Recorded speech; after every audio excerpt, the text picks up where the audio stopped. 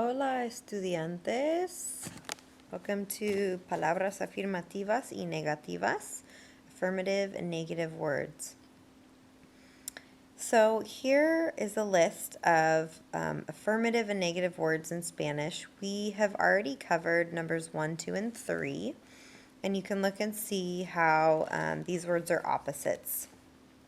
The opposite of siempre, always, is nunca, never. Sometimes we use a veces in this context as well. También versus tampoco, also versus neither, or either. And then y versus ni would be and versus neither nor. So in this screencast, we're going to look at numbers 4, 5, and 6. And I wanted to include 7 and 8 as useful affirmative and negative words that you won't necessarily be assessed on.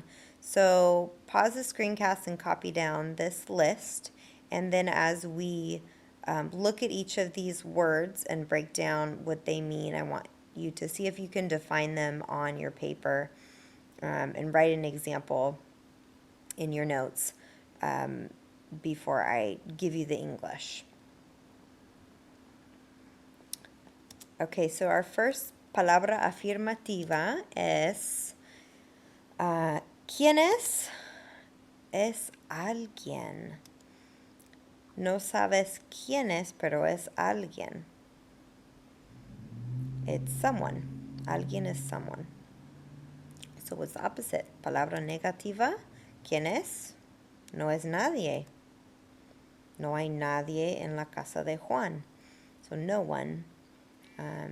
An example, you would put the no before the verb, like I, and then nadie would come after that.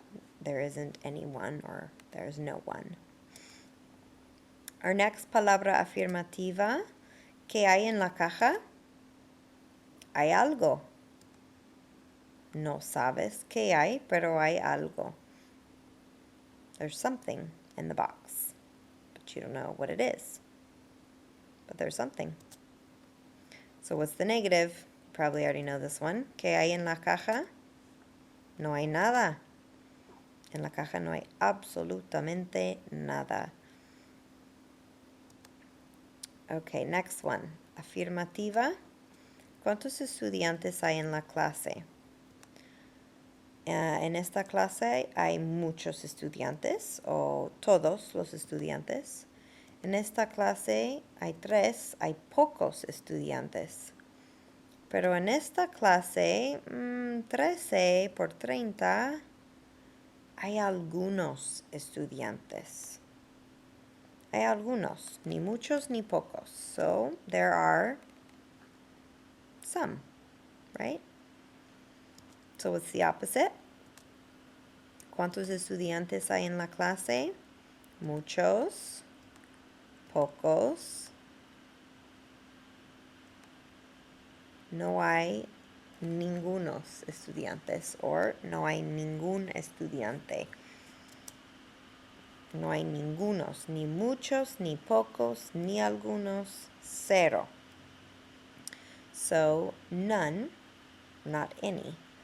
So with ningunos and algunos, the only difference with these words, as you can see on your chart, is that if the object is feminine or masculine or singular or plural, then the ending needs to match it. So ninguna, ninguno, ningunas, ningunos. And I will explain the algún and alguna with the accent, or algún and ningún with the accent in a moment. So let's do a couple examples of these.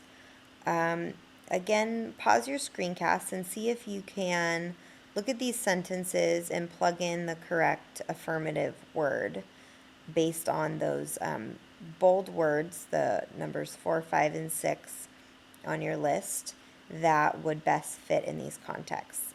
And then I will give you the answers. So the first one, no sé quién está en la cocina, pero sé que es alguien. I don't know who's in the kitchen, but I know it's someone. Tengo algo para ti en mi mochila. Es una sorpresa. I have something for you in my backpack. It's a surprise.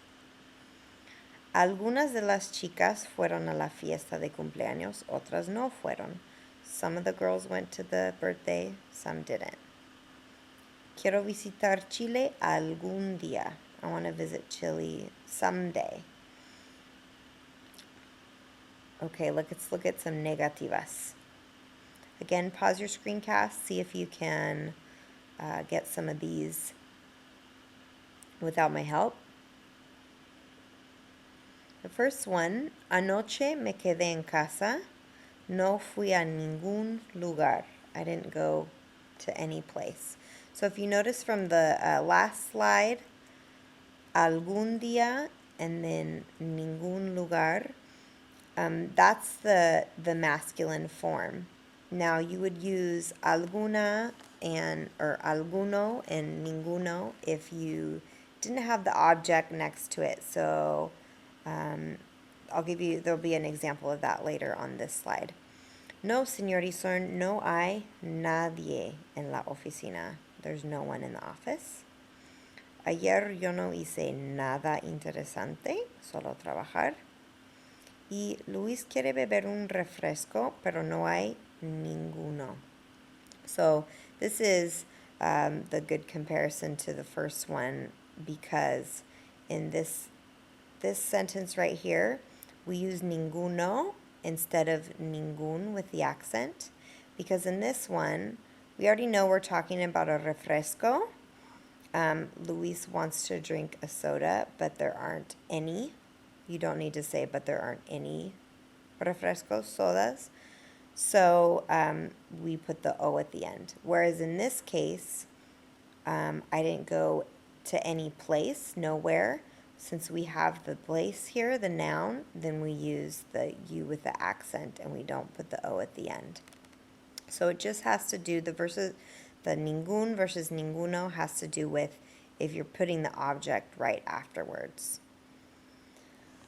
Okay, so just to recap on your list, double check that you have all of your definitions, and then number 7, ya means already, and todavía no means not yet. So you may hear this in class said a lot. Ya terminaron, have you finished already? And then you might answer me, todavía no, not yet, señora Reed. And then it's kind of funny, but they're kind of like opposites in the affirmative and negative, because todavía means still or yet, but in the opposite, the negative, ya no, means not anymore. So I might say, oh, todavía estás haciendo el examen, you're still doing the test. But then when you would say, no, I'm finished. Ya no, not anymore. So those are a couple useful ones that you may notice a lot more in class now. Well, el fin, ya. Done already. Adios.